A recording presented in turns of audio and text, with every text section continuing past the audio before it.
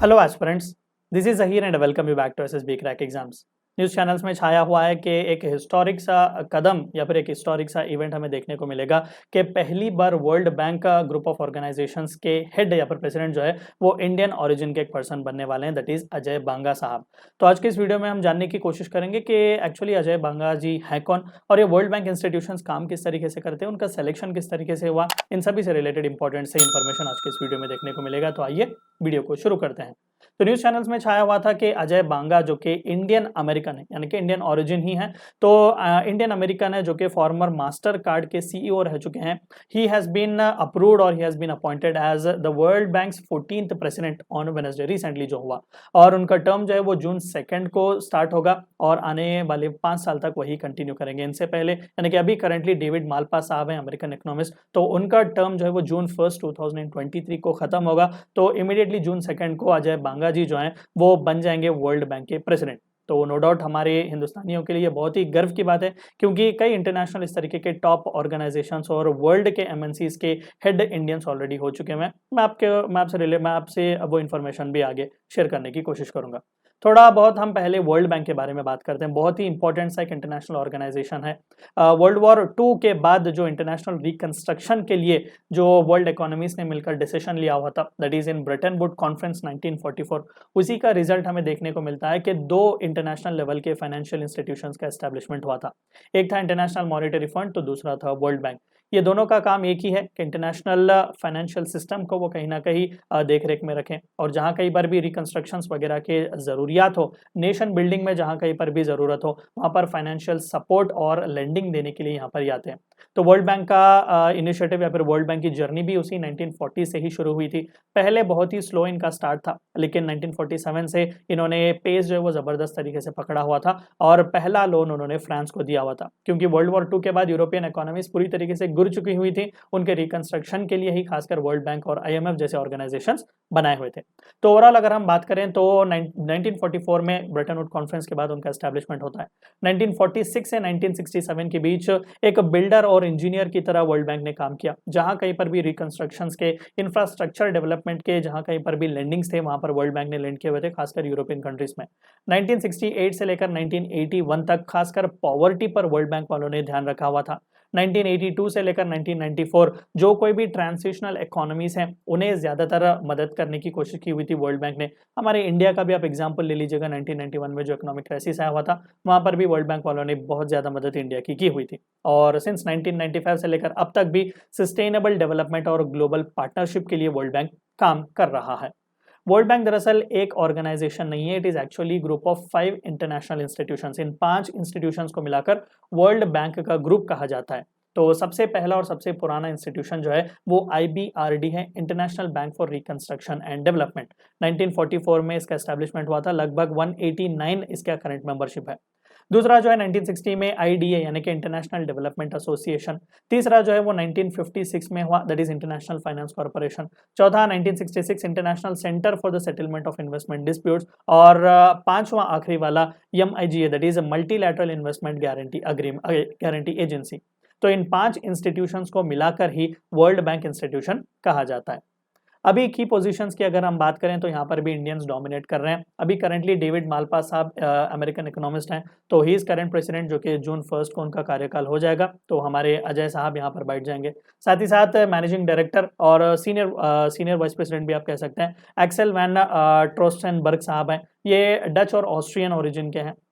तीसरा सबसे important position managing director और चीफ फाइनेंशियल ऑफिसर जो है वो अंशुला कांट जी हैं। She is also of Indian origin. और चौथे इंपॉर्टेंट चीफ इकोनॉमिस्ट जो वर्ल्ड बैंक के हैं, दैट इज इंदरमीत गिल साहब, ये भी इंडियन ओरिजिन के हैं। यानी कि अब अजय साहब जब आ जाएंगे तो यहाँ पर डोमिनेशन इंडियंस का ही होगा। हमारे लिए बहुत ही जबरदस्ती बात है। तो अजय बांगा जी दरअसल यूएस नॉमिनी ही हैं। दरअसल सच्चाई ये है कि सिंस इट्स इंसेप्शन अब तक अमेरिकन ही वर्ल्ड बैंक का प्रेसिडेंट रह चुका है। तो ये पहली बार एक हिस्टोरिकल टर्न आप कह सकते हैं। तो यहाँ पर भी जो बाइडेन साहब ने ही नाम सजेस्ट किया हुआ था अजय बांगा जी का। तो 25 मेंबर के एग्जीक्यूटिव बोर्ड ने कंफर्म किया हुआ है अजय बांगा साहब का नाम। और बहुत ही एक प्रोलॉन्ग्ड सिलेक्शन प्रोसेस हमें यहाँ पर देखने को मिलता है, जो कि 2011 में ये प्रोसेस जो है वो बनाया गया था या फिर ले डाउन किया गया था सभी स्टेक होल्डर्स के साथ बात करके।